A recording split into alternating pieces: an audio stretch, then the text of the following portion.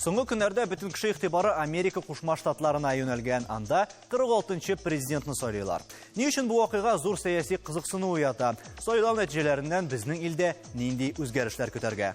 Без бүген дә онлайн режимда эшлибез, кунакларыбыз Skype аша элемтәдә. Хәерле кич, исәнмесез, эфирда таянуны тапшыру студияда Алмаз Афиятов. Хәерле кич, мөхтәрәм кунаклар.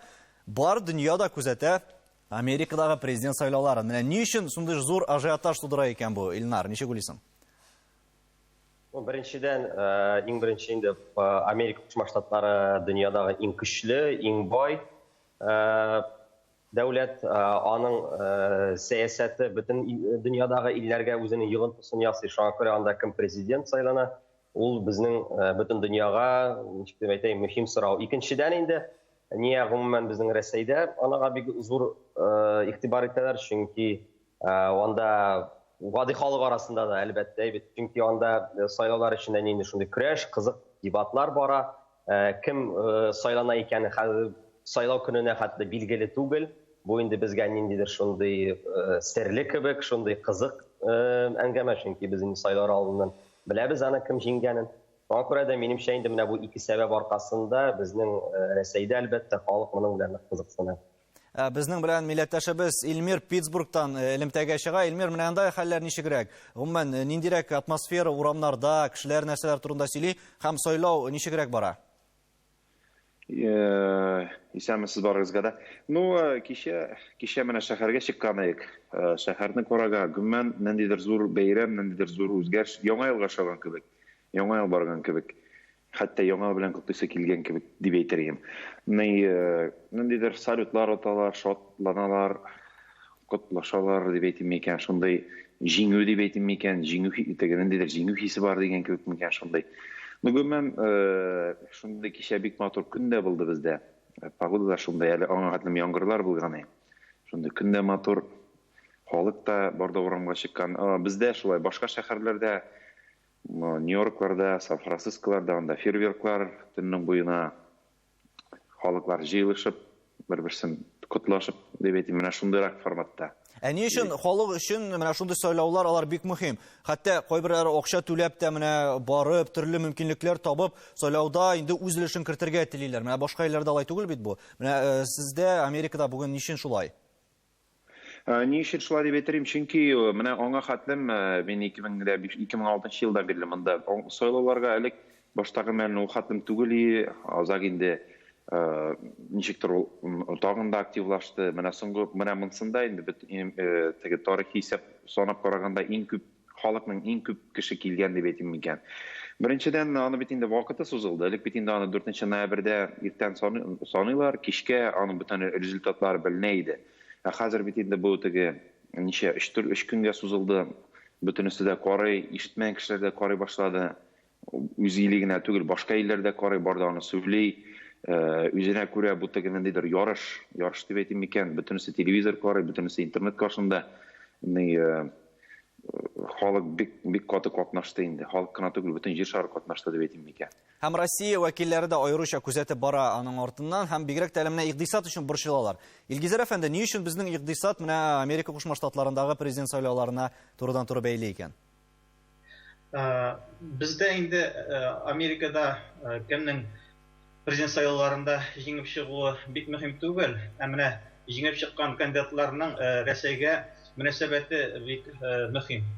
Чөнки бу Америка президентының Рәсәйгә карата нинди финанс сәясәте алып баруы белән дә бик бәйләнгән. Чөнки белгәнебезчә, Рәсәйнең икътисады бу очракта менә чит илләргә товарлар сатудан кергән долларга бик бәйле. Мәсәлән, шул нефть, газ һәм башка энергия чыганакларын сатудан федераль бюджетның 40% кертем ала инде. Шуңа күрә, әгәр дә инде шушы кандидатларның берсе җиңеп чыккан очракта, бу очракта фаразлаулар буенча әйтәләр инде Джо Байден җиңгән очракта Рәсәйгә аның мөнәсәбәте искәрерәк һәм катыйрак булачак дип әйтәләр Трамп идарә иткән чыга караганда. Бу безнең икътисадка туры бәйле булмаса да, үзара теге эшмәкәрләрнең бәйләнешенә тискәре юл ясарга мөмкин. Чөнки Рәсәй Россиянең чит илләр белән алып барган товар әйләнеше 100% дип алсак, Америка белән Россия арасындагы товар әйләнеше күләме 4%-тан артмый. Бу чиракта Трамп идарә иткән вакытта безнең товар әйләнеше әзме булса да үсте. 2017 елда ул 23,2 миллиард долларны тәшкил иткән булса, 2019 елга ул 26,2 миллиард долларга җитте.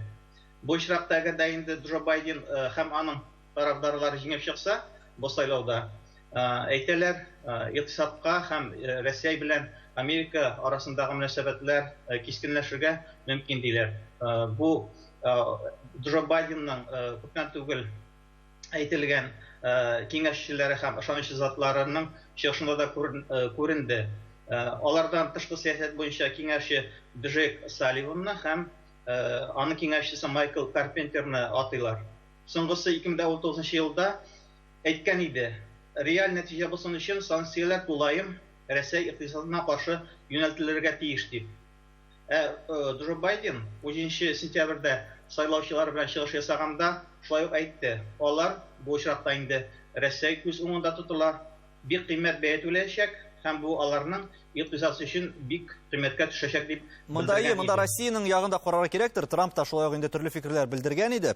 Элеккеге сайлаулар вакытында, ләкин сайлауның үзенең процессына әйләнеп кайтыйк, Ленар. Менә андагы сайлауларны чын мәгънәсендә демократик сайлаулар дип әйтеп буламы?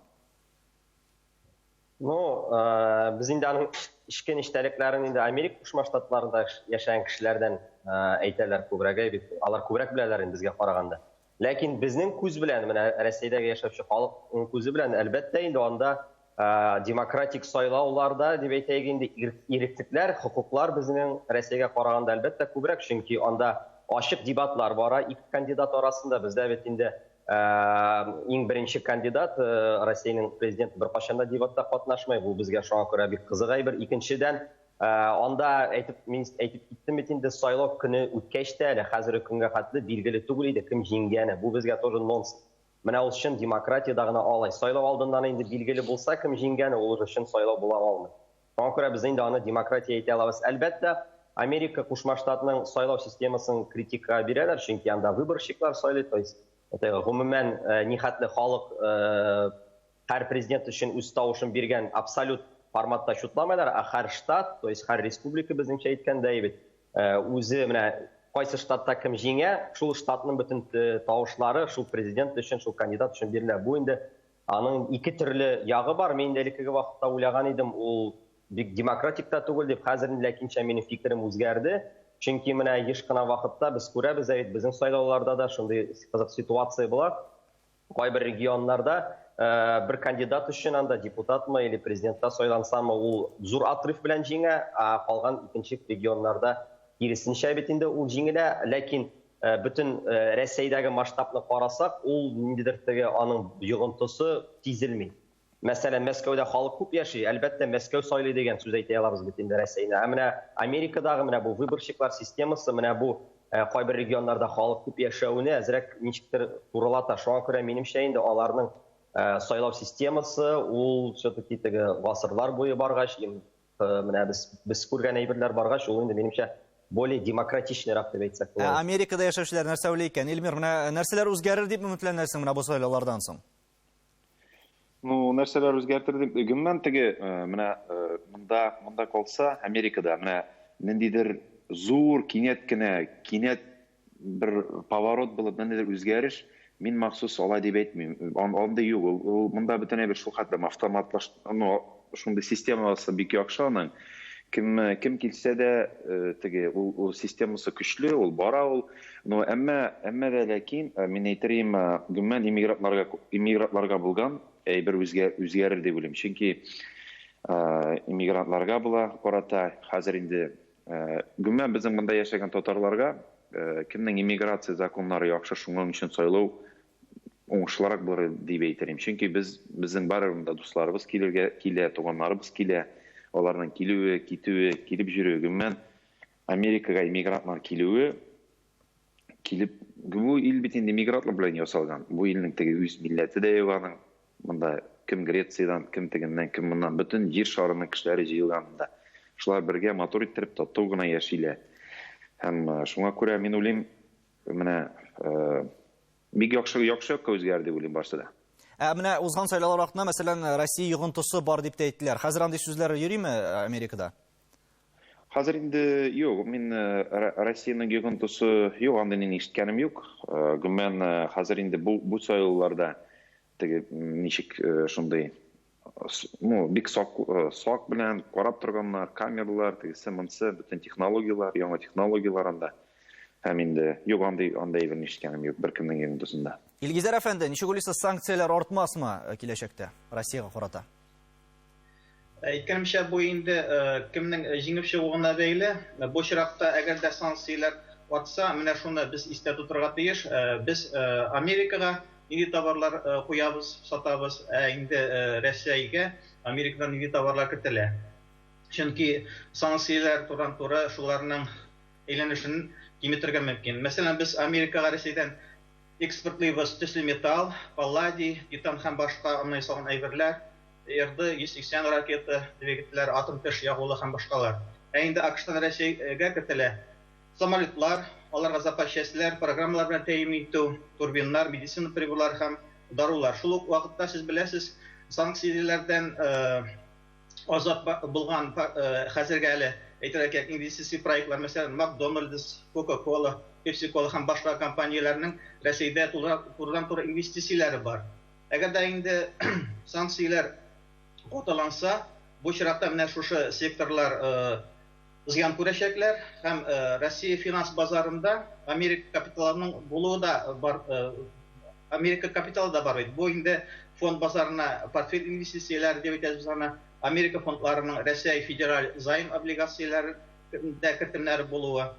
Россия сәүдәсендә һәм финанс секторында югары дәрәҗәдә долларлаштырылган булу, менә шул безнең Россия икътисадына тискәре йогынты ясый.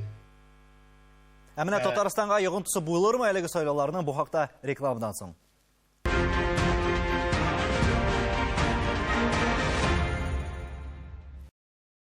Татарстан Яңа Гасыр телеканалында таянып тапшыру. Без бүген Америкадагы сайлаулар турында сөйләшәбез. Һәм рекламадан соң безгә яңа кунакларыбыз да килеп кушылды. Илфат әфәнде, менә сез ничек уйлыйсыз, ни өчен игътибар шактый зур, бигрәк тә Америкада гына түгел, башка илләр тарафыннан да әлеге сайлауларга? Чөнки Америка ул бик зур держава, аның сәясәте бөтен дөньяда йогынты ясый алырлык сәясәт, чөнки Америка бит ул аның гадел система дип әйтә алмыйм мин Америкадагы системаны. Аның доллары коры кагаз, бер нәрсә белән дә ул ныгытылмаган. Менә шушы ул бөтен дөнья хисабына ничектер менә шушындый теге оборот дигәндәй, ничектер менә шушындый геополитик югарылыкта урнашкан. Шуңа күрә аның андагы вазгыять ул бөтен дөньяга йогынты ясый торган әйбер. Хәзер менә шушы аларның үкчәсенә басып килә Кытай. Менә ике зур көндәш, ләкин ул Кытай әле Америкага җитәрлегә бик ерак. Шуңа күрә аның сәясәте безгә генә түгел, бөтен кешегә, бөтен дөньяга йогынты ясый. Америка президентының сүзе фонд биржаларын түнтәрергә мөмкин.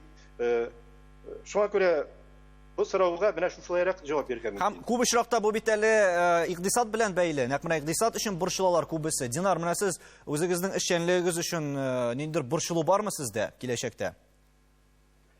Монда бөтенесе безнең рушеткан зависеть будет от санкциялардан безнең. Аларның нидер законопроектлары бар, жесткий достаточно.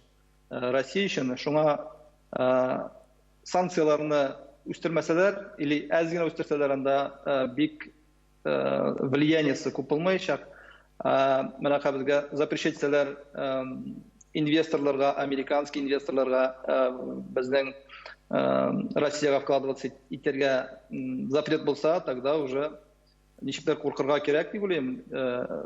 Мин өчен дигәндә, безнең менә хәзер Трамп булганда әле үсеп бара Американың вложениесе Россия өчен. Алар кире китә башласа, безнең өчен бу безнең рубльгә да бик тәэсире зур булачак. Сез аеруча нинди санкциялардан куркасыз? Менә нәрсәләр эшчәнлектә чыгарылырга мөмкин? Монда санкцияларның иң законопроекты буларның бар санкцияда дигәне Американың. Но ансы экспертлар әйтү буенча ничектер булмас дип уйлыйлар инде ансын. Иң курыкканы менә шул инвесторларның оттогы. Ул буларга может, нидер запретлар булса, экономикага вложениялар әзейсә, безнең рубльгә бу бик начар булачак. Һәм сайлауның үзен әйе. Дагы менә Китай белән әйтергә була. Безнең Байден әйтүе буенча, Китай белән алар нидер отношенияларны әйбәтләячәкләр. Ул безнең өчен ансы положительный момент тагын. Сырье үсергә, сырье сатырга и так далее. Һәм сайлауның үзенә әйләнеп кайтсак, Америкада яшәүче милләттәшләр бу хакта нәрсә уйлый икән? Әйдәгез әле бергәләп видеозма карап алыйк. Выборы проходили в непростое время, поэтому очень сложно говорить сейчас о их результатах, которые до сих пор не посчитаны и до сих пор неизвестно, кто будет президентом. Никогда Америка не испытывала такого напряжения эмоционального, как сейчас. И американцы, и русские, и другие национальности. И вся страна просто сейчас в таком волнении, в таком ожидании. Самое главное, чтобы не случилось никаких конфликтов, не случилось гражданской войны. Будем надеяться на самый лучший исход. Америкада яшәүче татарлар күбесе политика белән бик нык кызыксыналар һәм нәтиҗәләрне борчылып көттеләр. Һәрберебезнең тавышы бик мөһим дип саныйбыз. Аның сәбәпләренең берсе киләчәк Америка президентының Россиягә карата мөнәсәбәте. Шулай ук безнең якташларның иммиграция политикасы, сәламәтлек системасының кыйммәтләнүе, коронавирус аркасында эш урыны югалту һәм салым проблемалары борчый. Илнар, ничек уйлыйсың, менә бу Байденның әле күбрәк тавыш җыюы бу очракта сәяси яктан нинди көчкә ия булырга мөмкин һәм киләчәктә Америка өчен ниндирәк нәтиҗәләргә китерә алачак? Беренчедән инде мин күзәтеп бару буенча Байден ул Трампның социаль сәясәтен күбрәк критикка бирде. Чөнки Америка Кушма Штатының гражданнары аларны ички сәясәттәге борчый, тышкы сәясәт вакытлы борчымый. Мәсәлән, Байденның фикере буенча, демократлар фикере буенча, Трамп менә бу шул коронавирус вакытында кешеләргә бик әз акча таратты, алар инде уйлыйлар халыкка күбрәк акча таратырга, менә бу социаль ярдәм. Икенчедән инде Трамп ул шул ук теге эшсезлекләргә, мигрантларны мондый Америка Кушма Штатларына килгәннәр, аларга социаль ярдәм бик әз китерде дип шайды критикага бирделәр. Чөнки алар социализациягә кермәй шул. Гражданнар эченә бер Америка гражданнарына әйләнә алмайлар дип шундый критика белән бирделәр. Шуңа күрә минем уйлавымча инде һәр Байден властька килгәч, алар күбрәк социаль эшкә күбрәк акча җибәрделәр. Һәм гомумән инде анда Трамп менә безнең Россиядәге финансистлар буларак дип әйтәйек, шул Эльвира Набиуллина сыманрак, ул күбрәк теге акчаны экономикага, икътисадка кертмәскә тырышты, чөнки аның фикеренчә, ул күп акча җибәрсәң, анда инфляциягә җибәрә китә дип. Шуңа күрә мин уйлыйм, һәр күбрәк акча экономикага, Америка экономикасына, икътисадына китер. Икенчедән, мин инде уйлыйм, безнең Россиягә кайтсак, мин теге санкциялар бик хәтле көчләнер дип уйламыйм, чөнки ул инде чит илләр күрделәр. Санкцияларның теге реаль результаты бик булмады. Шуңа күрә санкциялар булса да яңа, мин уйлавымча, ул теге точечный, то есть айрым кешеләргә каршы гына булыр, гомумән Россия икътисадына санкциялар булмас дип уйлыйм. Һәм бу очракта һәркем үзе турында уйлый, Илфат әфәнде. Менә бу сайлаулар Татарстанга, бәлки татар халкына ниндер йогынтысы сизелер микән, кайсыдыр өлештә? Әллә ул безне шитләтеп узырмы? Безгә Татарстан вәкилләренә моның мөнәсәбәте булмас микән?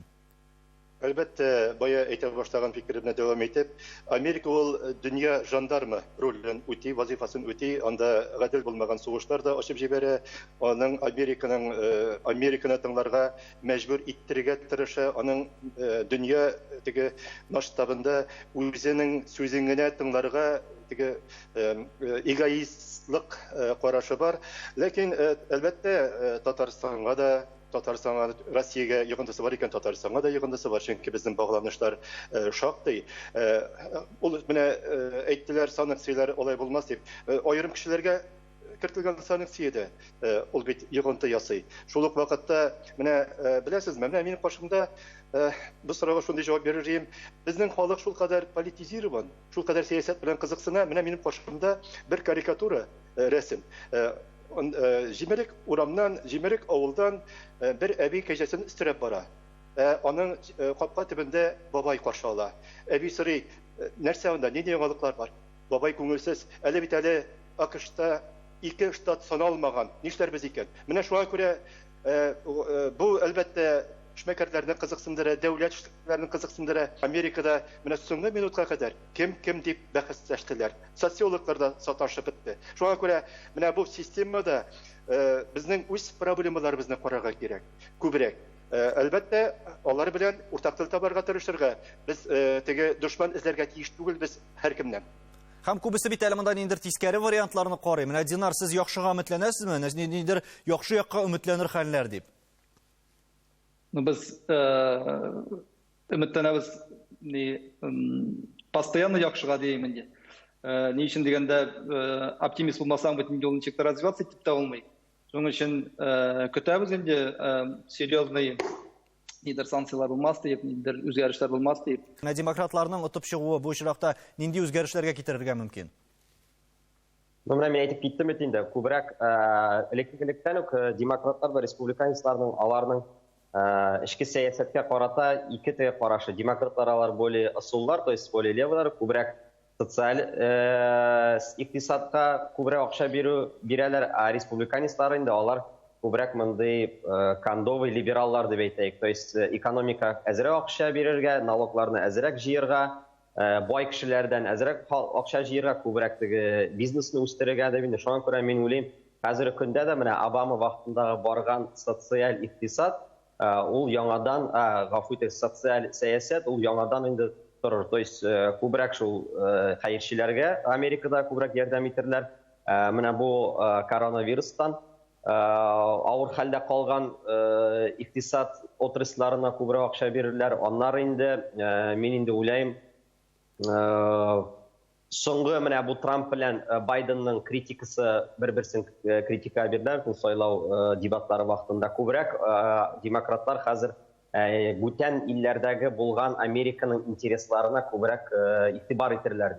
Чөнки Трамп бит инде әйтте, Европадан үзебезнең солдатларны чыгарабыз, базаларны кәметәбез, бүтән чит илләрнең эшләренә әзрәк кысылабыз, чөнки безнең байлык китә. Мин дә уйлыйм, Байден властька килгәч инде ул әзрәк бу сәясәтне әзрәк үзгәртергә тырышыр. Но Россиягә карата минем фикеремчә әллә нинди реаль тормышта үзгәрешләр булмас, чөнки хәзерге көндә Россиягә алар дөньядагы элиталар, шул Америка элитасы күбрәк карый, Россиядә нинди процесслар барачак. Менә шул процессларга карап инде алар үз сәясәтләрен үзгәртергә мөмкиннәр. Но әлеге вакытта әле алар көтәләр, әле алар нәрсәдер ниндидер үзгәрешләр булыр дип үзләре дә көтеп торалар. Шуңа күрә мин теге 14-нче, 16-нчы еллардагы булган шундый зур санкциялар көтмәйм. Менә ул точечный булырга может, но гомумән икътисадка юк.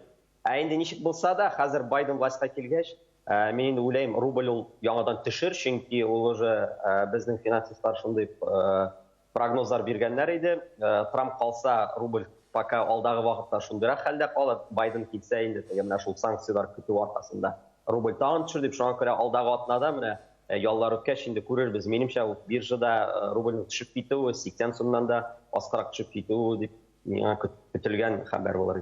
Илфат әфәнде, Америкадагы президент сайлаулары нәтиҗәләрен билгеләүдә сезнеңчә нәрсә таяну ноктасы булырга тиеш? Менә шул бая әйттем инде, беләсезме, аны кабул итәргә кирәк. Америка безнең сәясәткә йогынты ясый ала. Әмма без ничек кенә үзебезне көчле, шундый мәгърур дип исбатларга тырышсак та, Американың сәясәтенә йогынты ясый алмыйбыз. Безнең санкцияләр аларга йогынты ясамый, аларның санкцияләре безгә барыбер да йогынты ясый. Менә бездәге проблемаларны хәл итәргә тырышырга кирәк. Һәм дуслар эзләргә чит илдә. Чит илләр белән дошманлашырга түгел, дипломатик мөнәсәбәтләр урнаштырырга, дуслашырга. Һәм шулай була күрсен дә, безнең белән элемтәдә булганыгыз өчен барыгызга да бик зур рәхмәт, сау булыгыз. Президент сайланды, хәзер башкарылачак эшләрне генә көтәсе кала. Иң мөһиме безнең илгә зур зыян килмәсен иде дигән теләктә сау булашабыз. Исәнлектә күрешергә язсын.